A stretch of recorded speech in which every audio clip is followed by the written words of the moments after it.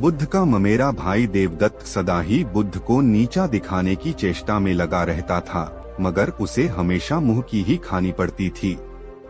एक बार बुद्ध जब कपिलवस्तु पहुँचे तो अनेक कुलीन शाक्यवंशी राजकुमार उनके अनुयायी बने। देवदत्त भी उनमें से एक था। कुछ समय पश्चात देवदत्त ने भी कुछ जादुई शक्तियां प्राप्त की और एक बार उनका प्रदर्शन मगध के भावी सम्राट अजातशत्रु के समक्ष किया। वहां वह एक शिशु के रूप में प्रकट हुआ जिसने सांप की मेखला बांधी हुई थी। तभी से अजातशत्रु उसे परम आदर की दृष्टि से देखा करता था। कुछ दिनों के बाद देवदत्त मगध से लौटकर जब संघ में वापस आया तो उसने स्वयं को बुद्ध से श्रेष्ठ घोषित किया और संघ का नेतृत्व करना चाहा।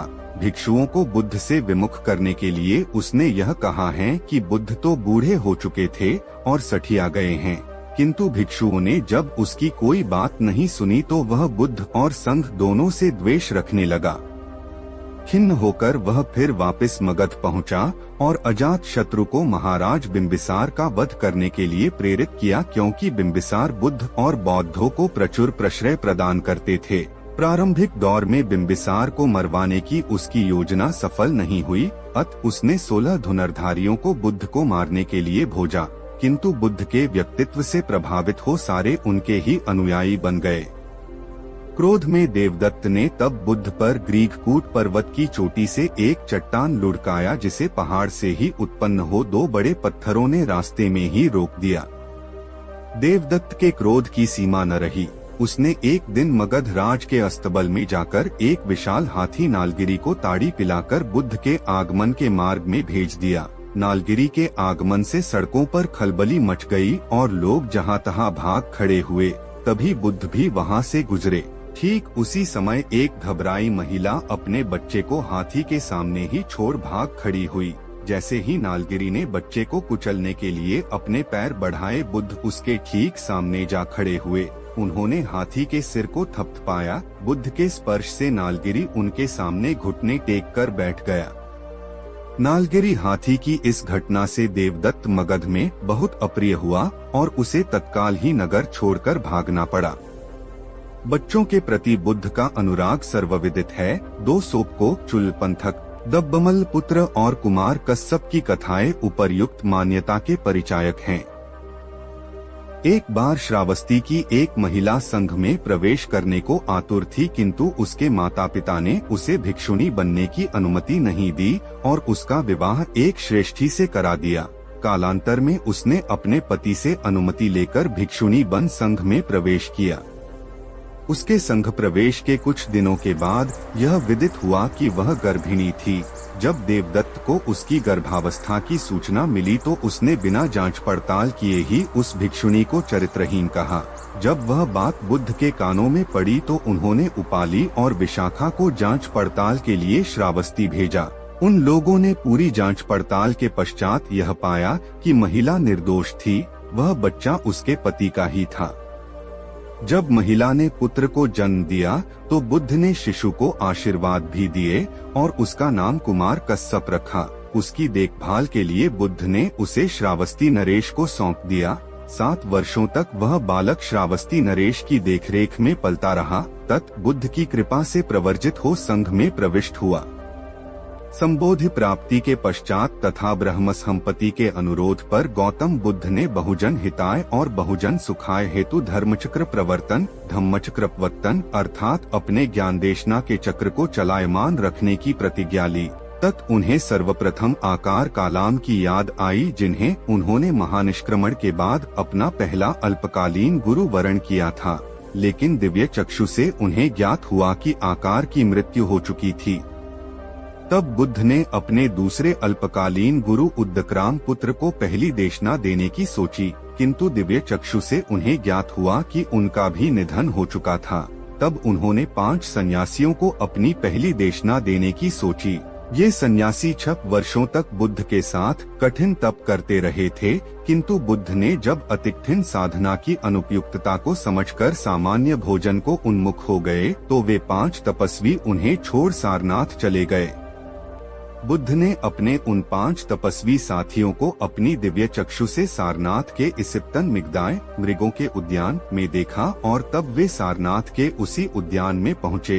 तपस्वियों ने बुद्ध को जब वहां पहुँचे देखा तो उन्होंने उनकी उपेक्षा करने की सोची, किंतु जैसे ही बुद्ध को उन्होंने निकट से देखा और उनकी अनूठी प्रभा का साक्षात्कार किया तो उन्हें पर्याप्त सम्मान दिया। सर्वप्रथम बुद्ध ने उन्हें 4 आर्य सत्यों की शिक्षा दी। 4 आर्य सत्य हैं। 1 दुख, 2 दुख का कारण, 3 दुख निरोध, 4 दुख निरोध का मार्ग अर्थात सम्यक दृष्टि, सम्यक संकल्प, सम्यक वचन, सम्यक कर्म, सम्यक आजीविका, सम्यक व्यायाम प्रयास, सम्यक सति स्मृति तथा सम्यक समाधि। उपर्युक्त अष्टांगिक मार्ग ही मध्यम मार्ग कहलाता है, क्योंकि यह जीवन लक्ष्य प्राप्त करने के 2 अतिवादी मार्गों का निराकरण करता है। इनमें से प्रथम अतिवादी मार्ग है ऐन्द्रिक सुखों एवं भौतिकता से पूर्ण तथा दूसरा है जीवन लक्ष्य की प्राप्ति हेतु कठिन तपस्या एवं आत्मोत्पीड़न से युक्त। साथ ही उन्होंने अन्योन्याश्रय उत्पत्ति प्रतिच्ඡा समुप्पाद के सिद्धांत को भी अपनाया। इसके अर्थ है कि संसार में सभी वस्तुएं अन्योन्याश्रित हैं। इस परिप्रेक्ष्य में यदि बुढ़ापा, बीमारी और मृत्यु आदि दुख हैं, तो वे जन्म पर आश्रित है।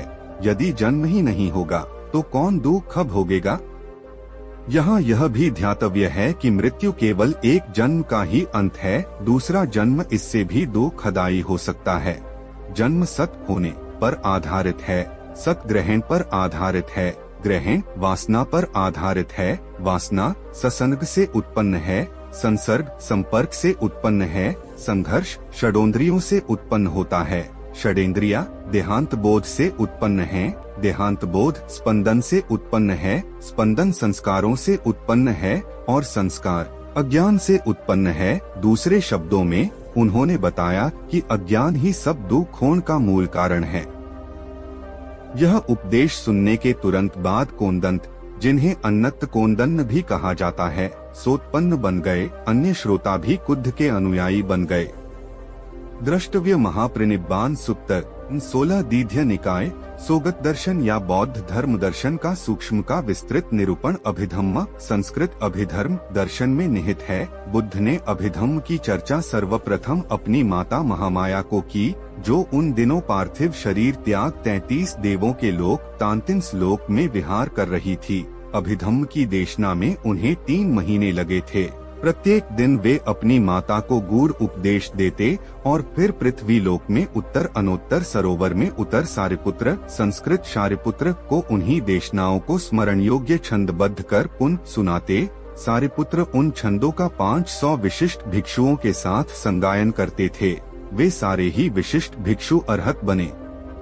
तत् अभिधम्म की गुरु शिष्य श्रुत परंपरा का समुद्भव हुआ, अर्थात बुद्ध ने सारिपुत्र को, सारिपुत्र ने भद्दजी को अभिधम्म देशना दी। इस प्रकार अभिधम्म देशना भद्दजी, शोभित, पियजली आदि से होते हुए महिंद, महेंद्र, सम्राट अशोक के पुत्र इत्तीय, संबल, पंडित तथा भदगनाम के माध्यम से श्रीलंका पहुंची। तत् म्यांमार, थाईलैंड, कंबोडिया आदि देशों में अति गौरव को प्राप्त हुई, जहां आज भी इसका इतना आदर होता है जितना हिंदुओं के द्वारा वेद का, मुसलमानों के द्वारा कुरान का तथा ईसाइयों के द्वारा बाइबिल का। अभिधम्म का अर्थ अभिधम्म, अभि और धम्म, धर्म शब्दों के योग से बना है, जहां अभि शब्द अतिरेक या विशेष का द्योतक है तथा धर्म शब्द यथार्थ या देशना का परिचायक है। अत परंपरा में अभिधम्म उन विशिष्ट धर्मों का परिचायक है जो निर्वाण या परमार्थ प्रतिमुख धर्म है, अथवा प्रज्ञानमला सानुचरा अभिधर्म, अभिधर्म कोश 1.2 अथवा वह शास्त्र जो निर्वाण मार्ग को प्रकाशित करता है। पाली परंपरा में भी उपर्युक्त विवेचना की पुष्टि होती है, जहां बुद्ध घोष ने धम्म शब्द को साधारण देशना अर्थात सुत्त पिटक की देशनाओं के संग्रह के रूप में तथा अभिधम्म को अभिधम्म पिटक में संग्रहित विशिष्ट या अतिरिक्त धम्म देशना की सूक्ष्म विश्लेषणात्मकता के संदर्भ में प्रयुक्त माना है। देखें ऊर्ध्वशालिनी 1.2 बिल्कुल ढीली है और न ही इतनी कसी के जीवन की वीणा ही टूट जाए। बुद्ध ने तब उन्हें प्रटिच्चसमुद्धात के दर्शन की देशना दी। यह दर्शन यह दर्शाता है कि प्रत्येक सांसारिक घटना किसी अन्य घटना पर निर्भर होती है। दूसरे शब्दों में यह कहा जा सकता है कि प्रत्येक घटना की निष्पत्ति किसी अन्य घटना पर निर्भर है। दुख अर्थात वृद्धावस्था, रोग, मृत्यु आदि का होना जन्म पर निर्भर करता है। जन्म भव पर, भव उपादान या ग्रहण करने की प्रवृत्ति पर, वेदना सन्निकर्ष फस पर, सन्निकर्ष छ ज्ञानेंद्रियों पर, नामरूप विनाण चित्त पर और चित्त अज्ञान अविद्या पर निर्भर करता है। अज्ञान ही दुख मूल कारण है तथा अज्ञान नष्ट कर निर्मल चित्त का निर्माण ही धर्म चक्र प्रवर्तन का सार है। विमल चित्त का प्रादुर्भाव केवल कुशल कर्मों के विकास से संभव है, जिनके मूल त्याग, अलोभ, प्रेम, अंदोष और ज्ञान अमोह हैं। बुद्ध का धर्म के जिस चक्र को चलायमान किया है वे मूलत त्याग, प्रेम और ज्ञान की शिक्षा देता है। यही चक्र भारतीय ध्वज पर भी अंकित है और भारत गणराज्य की त्याग, प्रेम और ज्ञान के प्रति की गई वचनबद्धता का प्रतीक है। चूंकि अशोक कालीन सारनाथ के सिंह स्तंभ पर यह चक्र उत्कीर्ण गई है, इसलिए आज इस चक्र को अशोक चक्र के नाम से जाना जाता है। उपर्युक्त 4 सिंहों का स्तंभ जो चारों दिशाओं में सिंहनाद करते दिखाए गए हैं, वस्तुत बुद्ध की उसी संबोधि प्राप्ति के 5वें वर्ष में बुद्ध वैशाली के कूटागारशाला में विहार कर रहे थे। तभी वहां एक दिन उन्होंने अपने दिव्यचक्षु से अपने पिता को मृत्युशैया पर पड़े देखा। उनके पिता अरहत की योग्यता प्राप्त कर चुके थे। वह समय उनके पिता को धम्मदेशना देने के लिए उपयुक्त था। इसके अतिरिक्त बुद्ध कपिलवस्तु के शाक्य और कोलनगर व्याधपज्ज के कोलों के बीच शांति वार्ता को मध्यस्थता भी करना चाहते थे, क्योंकि दोनों ही वंशों में रोहिणी नदी के जल विवाद को लेकर भयंकर संग्राम छिड़ गया था। बुद्ध उड़ते हुए कपिलवस्तु पहुँचे, पिता को धर्मोपदेश दिए, जिसे सुनकर शुद्धोदन अरहत बनकर मृत्यु को प्राप्त हुए। शुद्धोदन की मृत्यु के पश्चात बुद्ध ने शाक्यों और कोलियों के बीच मध्यस्थता की। दोनों ने उनकी बातें सुनी और समझी, जिससे 2 मित्रवत पड़ोसी राज्यों के बीच होने वाला संग्राम टल गया। हजारों लोगों के प्राण बच गए और युद्ध से होने वाले अनेक दुष्परिणाम भी। दोनों ही राष्ट्रों के अनेक लोगों ने बुद्ध, धम्म और संघ की शरण ली। बुद्ध ने भी दोनों राज्यों का आतिथ्य स्वीकार कर कुछ दिन कपिलवस्तु तथा कुछ दिन कोलिय नगर में रुककर उन्हें अपना धन्यवाद ज्ञापित किया।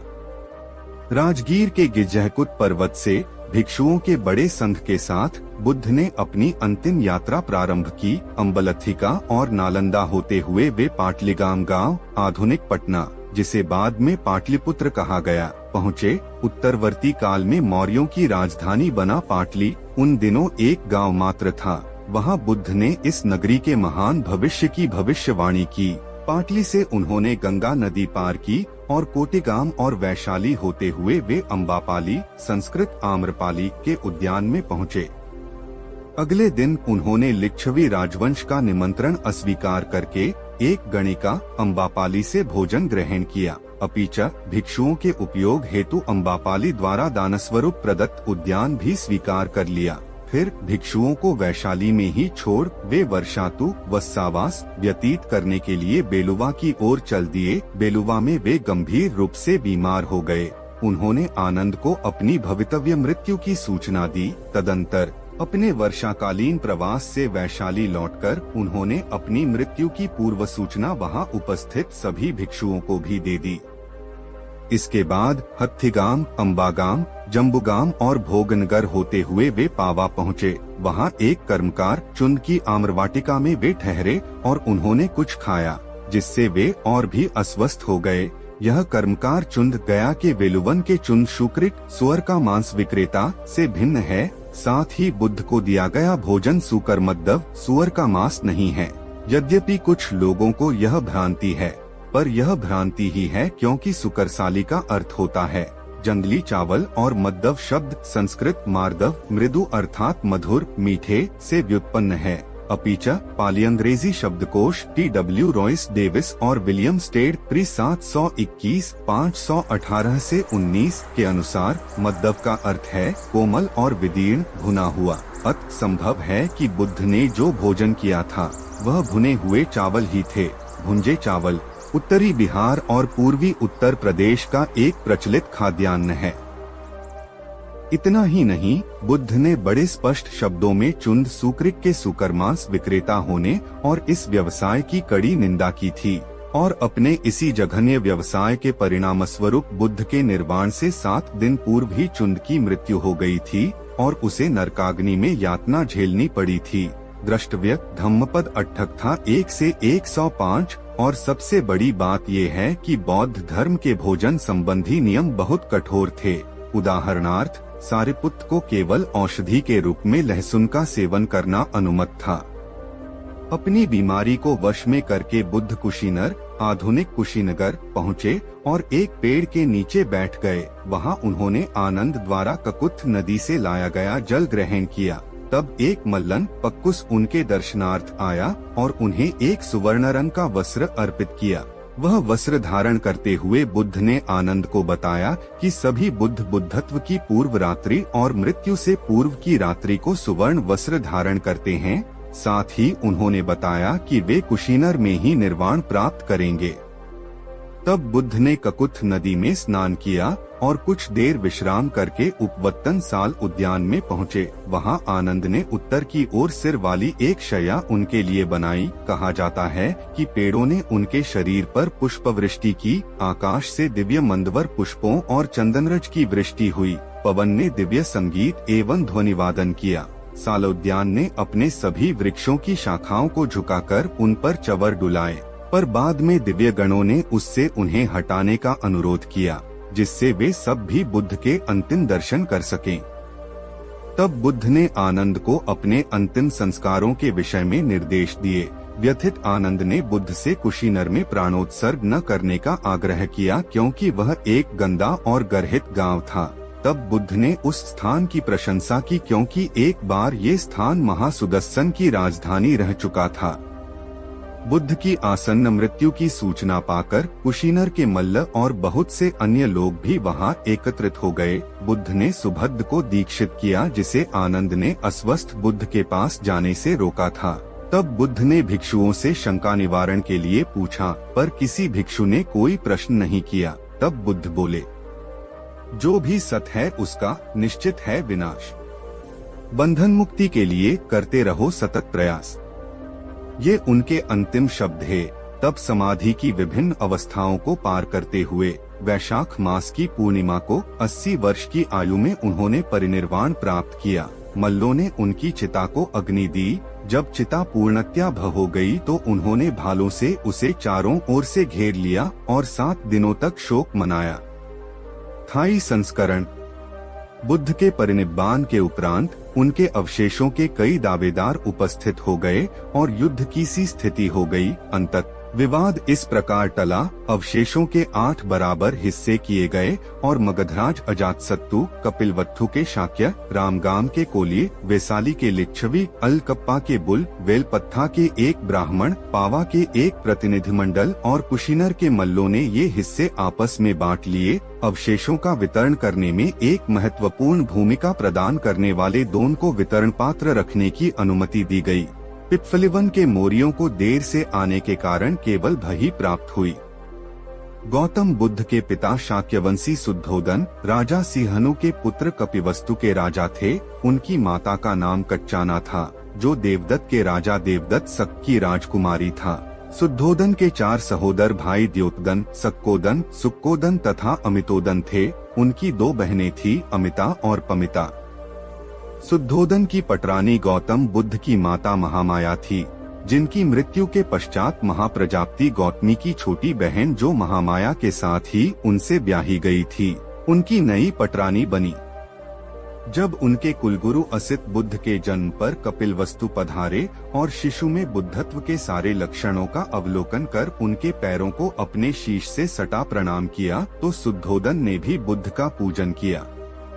शुद्धोदन ने बुद्ध का पूजन दूसरी बार तब किया, जब बुद्ध हल जोतने की रीति निभाते हुए एक जम्बू वृक्ष के नीचे बैठ ध्यान मग्न थे। शुद्धोदन ने जब विशिष्ट ज्योतिषियों के द्वारा गौतम के बुद्ध बनने की संभावना को सुना तो उन्होंने हर संभव प्रयत्न किया कि संन्यासोन्मुखी कोई भी बात या घटना या दृश्य सिद्धार्थ के सामने न आए और हर प्रकार के राजकीय जीवन में उन्हें लिप्त रखने की चेष्टा की, किंतु उनकी हर चेष्टा निरर्थक सिद्ध हुई और सिद्धार्थ बुद्ध बनने के लिए गृहत्याग कर ही गए। शुद्धोदन को जैसे ही बुद्ध की संबोधि प्राप्ति की सूचना मिली और उनके गौरव पता चला तो उन्होंने तत्काल 10,000 सिपाहियों के साथ एक दूत बुद्ध को बुलाने के लिए भेजा, किंतु उनके सारे अनुचर वापस न लौट बुद्ध के अनुयायी बन उनके संघ में प्रविष्ट हो गए। उक्त घटना के पश्चात भी उन्होंने 9 बार दूत भेजे, किंतु हर बार उनके दूत और उनके साथी बुद्ध के अनुयायी बन संघ में प्रविष्ट हो जाते। अंततः शुद्धोदन ने बुद्ध के बचपन के सखा कालुदाई को बुद्ध को दूत के रूप में बुद्ध के पास भेजा। कालुदाई भी बुद्ध से प्रभावित हो संघ में प्रविष्ट हो गए। किंतु कालुदाई ने अगर वीडियो अच्छा लगा तो कृपया चैनल को सब्सक्राइब कर ले और बेल आइकन घंटी दबा ले।